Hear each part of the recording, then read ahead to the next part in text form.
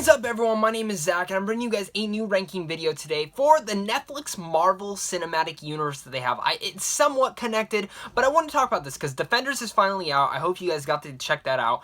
But here we are, we're going to be talking about my ranking of it. And as I'm talking, I want you guys to comment down below and tell me what your ranking is as well. And what score you'd give for each season, because I'm also going to try something new. I'm going to give a new score for each of the seasons or movies that I rank. So let's get into this. Being down all the way at the bottom, it's none of doubt, it's Iron Fist. Anything in the Marvel Netflix universe, this was the most disappointing, I would say. I expected a lot more from it. Not to say I wasn't one of the big haters on it. I did come to appreciate the show over time, and I did like it a lot more than a lot of other critics and a lot of other people did. But Danny Rand himself just seems very out there from the other universe, and they focus so much on the business aspect of Iron Fist instead of the damn action, the kung fu that we should have gotten, which we got later in the season, but really in the beginning it was all business, and that's a problem. It's kind of like going to an Iron Man movie and seeing Iron Man in boardroom meetings. You don't want to see that. Could have done an interesting way there, but it just felt for a very slow burn and not the good type of slow burn. I did like what Finn Jones portrayed as Danny Rand. I think some people had a problem with him, but I think he somewhat came into the character by the end of the season,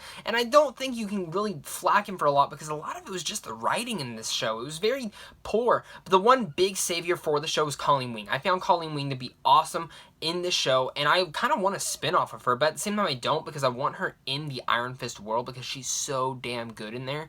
And I just liked her dynamic back and forth with Danny Rand and just their whole dynamic and chemistry they have in there. I really do believe in that, and I just love that. And then some of the action scenes in here were honestly really good, but then a majority of them were also shit.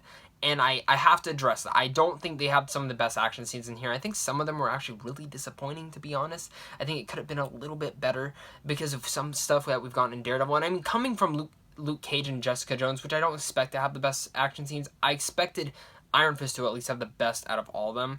And honestly, it's the worst out of all of them. Villain for this, Madame Gao's also in here, and I loved Madame Gao's whole back and forth. I love the Hand's whole back and forth. But a majority of the villains in here are quite annoying, quite dumb, if I'm being honest. I never really got into a lot of the problems with a lot of the characters, and really just how the season ends with some of the cliffhangers really just, I was like, I don't get where those character arcs are going, but whatever. But overall, like, I didn't hate Iron Fist, and if I were to rate it, I'd give it a C+ at this point. I did rewatch it, and I did enjoy it a little bit more, but I did have some minor complaints in there, and I have to address those. Coming down at number 5 is going to be Luke Cage. I wanted to get this up higher, but for some reason, this is one of the shows that I felt like started really strong, and by the 5th, 6th, 7th episode, right around there, it died for me. I don't know what it is, but spoilers, this is going to have some spoilers for it if you haven't seen it. Cottonmouth dies. And I loved Cottonmouth. I love the villain portraying him. I just loved what they did with that character. And when he dies by his sister, and his sister becomes the full villain with Diamondback, it just felt really cheesy. And then you also have Shades in there, and it just, all of that just never worked for me. I never dug that. And it's just like Luke Cage started so strong. The music in there, the culture, the meanings, the symbolism, all in there. And then throw in Misty Knight being an awesome addition to this. I love the actress who plays Misty Knight. And then Rosario Dawson in here, it was also fantastic. Just Luke Cage was such a great series until that point, which I have to say, I still enjoyed it. It just felt like they should have ended it there, but they felt obliged to make 13 episodes instead of just making the 8, which I give a lot of props for Defenders for doing that, because it showed we don't have to move around a lot. We don't have to have those filler episodes, and Luke Cage had a lot of those, and that was a big problem for me. I know there's a lot of people out there who think Luke Cage is the best out of all of them, and I appreciate if you're thinking that, and I totally understand why. I just, by that episode, once Cottonmouth died, I was very flown off, and I was like, this is the main villain that you built up to be, and now you're trying to push it on his sister and Diamondback, which I don't fully believe in, and it just kind of caught me off guard. But I will say, one of the best action scenes is when he goes into that 1 building, clears people out. He's using that couch to whip him back and forth. That was really cool action scene, probably the best one in the whole series, if I'm being honest. And I mean, there's not a lot of action in here, but it's awesome when just everything in here. I loved Luke Cage for what it was, and if I was to rate it, I'd probably give it a B in there. I did really enjoy it, and I think if it just wasn't for that minor gripe that I have towards the ending of the season, and just how I felt like it ended so weak when it was on such a high start, I think I probably would have gotten this to probably be my favorite one, because I just dug Luke Cage, and I love Mike Coulter and how he portrays Luke Cage. I mean, Luke Cage is an impenetrable badass. You can shoot him and he won't die. And in this series, you see his weaknesses, and that was great. And I really appreciate it, and I got to see it again, and I honestly appreciated it more the second viewing. First time I saw it, the ending really jarred me, and just, I wasn't into it. But then as I watched it again, I kind of took it, and I was like, okay, I know where this is going, but I just, it still bothered me a bit. Down at number 4 is going to be The Defenders Season 1. This was hard, because I wanted it to be higher. I wanted it to be my favorite. But I do have some minor gripes in it, and I did just post my review of that, and you can find those minor gripes in it, because I do have some spoilers in there, and I don't really want to get into spoilers for Defenders, because I feel like some of you guys might have not have seen it yet. So I want to get not into spoilers on that. So I just want to talk about everything. The chemistry between the cast in here, when they finally all meet, is awesome. I loved seeing them all together. It gave me feelings and goosebumps of when I first saw the Avengers on the big screen. That was fantastic. Some of the action scenes in here are up on the level of Daredevil Season 2, right below it of being some of the best, and it was just awesome to see. There's one scene that you see in the trailer when it's in the hallway and stuff. Awesome. I don't know what it is with the Netflix Marvel Universe always having these hallway scenes, but they're awesome, and don't stop them, because it was one of the best scenes in here. And then just having Sigourney Weaver be the villain, she was portrayed, it's so awesome. Eloida Young coming back as Elektra was awesome. And just seeing all the supporting characters come together, all the characters finally come together, and just their dynamics with back and forth, and some of the way that they teamed up everyone was just great to see, especially Danny Rand and Luke Cage. Their dynamics were awesome, and just seeing them together, I know in the comics they have a big friendship for Hero for Hire, and it was just great to see. I really kind of hope they actually do a Marvel series where they end both their shows and have them combine, because I feel like those two, for me, are the weakest of the series. But if you bring them together, because for me, they were some of the best parts of the Defenders, and you can easily bring that together and make it some of the best. I didn't have any problems with the series, though. The ones that aren't spoilers is the first episode is very bad. I was not hooked. It was very disappointing, but from there, the season got better and better and better and better to the last episode, which I thought the finale was good. It was fine, but I felt like it was kind of a mess when it was trying to end everything where their character arcs are going, and as much as I appreciate where their character arcs ended, I don't appreciate how there was really no consequences towards the end of the seasons, where all this shit happens, but there's no consequence to it. And it was just very jarring, because in Avengers, we see the consequence now from Civil War. And maybe they'll address it later down the line, but that's just a nitpick I have to have for now. The score, the soundtrack that they picked for this series was great. Styx awesome in here, played by Scott Glenn. He was awesome. Some of the best action scenes he's given in the whole show. And really just overall, really great time. Jessica Jones is fantastic in it. Daredevil, some of the best acting from both of those actors in particular, Kristen Ritter and Charlie Cox, both phenomenal. I thought they gave some of the best performances in here. Some very emotional performances as well, and I really appreciated what the Defenders Season 1 did. It got me excited to see where the characters go, and it got me excited to see for a Season 2 Defenders. Don't stop now. Coming in at number 3 is going to be Daredevil Season 1. This was one I think a lot of people can switch around Daredevil Season 2 or 1, but for me, I put it down at number 3 just for the fact of I love the other two shows above this, and I think the reason I put this one above Defenders is because the villain in this, Kingpin, is so good. So menacing, so brilliant, and this was the series that really brought Netflix together to make these shows and show that we can do this, and it was just caught off guard. It was so awesome. I remember I binge watched that show in one night. I was so hyped for the show. The action sequences in here are great. I like how they didn't give him necessarily his suit till the end, which was a little cheap, but I liked his how he was just kind of had the black mask over. It was very brutal. It was very gritty. The scenes where, like, the blood, when that one blade went into his stomach and then got pulled out from the one ninja and with that chain, was awesome. It was just so gritty and bloody, and I liked the supporting cast they brought in here with Foggy, and then we also have Karen coming in. So I also liked a lot of the law aspects of Matt Murdock and Foggy having to kind of just settle it in a weird way of having to go through with all that. And I just like how they had some of their court discussions in there and how he had to balance both his lives. I thought it was a good introduction to the character itself.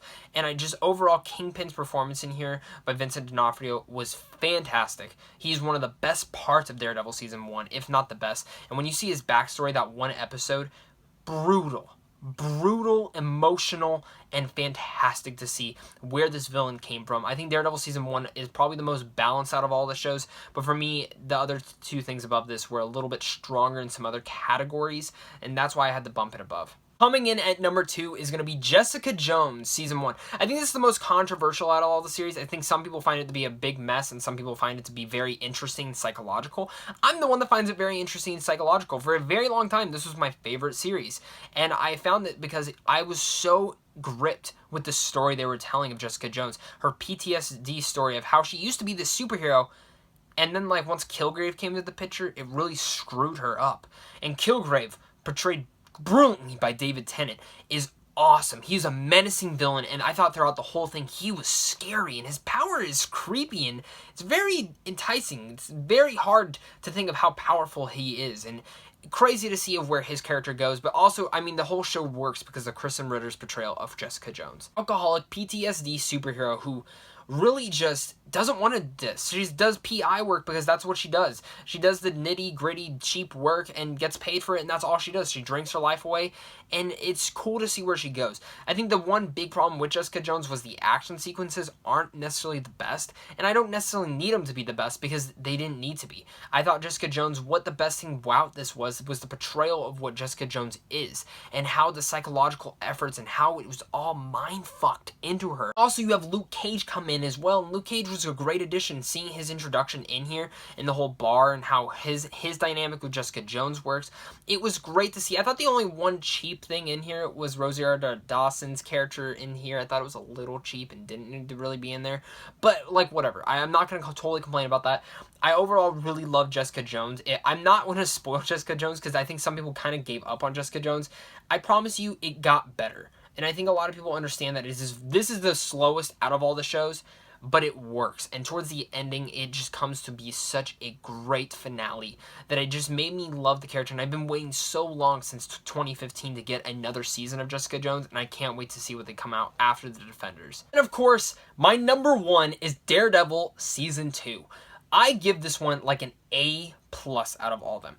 Jessica Jones would probably be an A-, and then Daredevil Season 1 would probably be a B+ as well. But for me, Daredevil Season 2 is so damn good. The addition of bringing John Bernthal as the Punisher is awesome. Seeing Eloida Young come in as Elektra is awesome. The reason Daredevil Season 2 works so well is the story that they told with being Matt Murdock and how his friends are actually starting to find out that he is the Daredevil, but mostly because his dynamic with Elektra and seeing their backstory, and also seeing the Punisher and seeing how brutal he is, how action-packed he is. The one scene in here that really gets me every time is when the Punisher finally goes to jail and he actually meets Kingpin, and that whole jail sequence when he's going down the hallway. Yes, another hallway scene. Brutal, intense, and probably the best action sequence, in my opinion, in the whole Netflix series. Season 2 is everything I've wanted from Daredevil, and it was perfectly just everything I wanted. There was never a scene where I was very much bored or anything. I was always intrigued with the story that was going on. It brought in some great supporting characters. I mean, you could easily do an Elektra spinoff. You're doing a Punisher spinoff. Both great characters that you made me believe and care about. And just when it all ends and comes to a finale, it makes you so excited to see what's next for these characters, which you get to see in Defenders. And honestly, like I said, like, I think the season is made so well because of the Punisher. The Punisher made the season what it is, and he stole a lot of the best moments out of it, but it never took away from Daredevil's story and how he wants to stop the Punisher because he doesn't believe in killing these people. And I love that aspect of it. I love the action scenes in here. I love the story they told. I loved Foggy and Karen in here. I thought they were all great, and I love the relationships they started building between all the characters. Daredevil Season 2 made for such one of the best seasons I've ever seen of a show, and I hope Daredevil Season 3 can build off of what the Defenders did and that. That's my ranking of the Marvel Cinematic Netflix universe in there. I know it ties loosely into the MCU, but I think it's overall it's kind of its own thing, and I dig that for it. But what did you guys think? What is your ranking? Please tell me down below. I'm really excited to hear what your guys' ranking was. And also, if you like this and you want to see more, make sure to like and subscribe. I got next week, I want you guys to know I'm not going to see any of the big releases. I'm going to go more for the indie route. And just a big heads up, I am starting school in my next semester of college. Starts this week. So those will be a little bit less than having 5 a week. I'll probably be putting out 3 to 4, maybe a little bit less. So that's just a heads up, guys. But next week will be more indie reviews. I'll be doing a lot more indie reviews. My goal is to see Wind River, and then I'm going to try and go for Ingrid Goes West. If I have time, I am going to go see Brigsby Bear. Those are my hopes. I'm hoping to God I can do it. But other than that, guys, thank you guys so much for all the support. I love it. I love it. I love it. Love all you guys. Can't wait to talk down below about the Netflix Marvel Universe and see what you guys think. If you guys enjoyed this and you want to see more, like I said, make sure to like and subscribe. And, of course, stay classy and have a great rest of your day.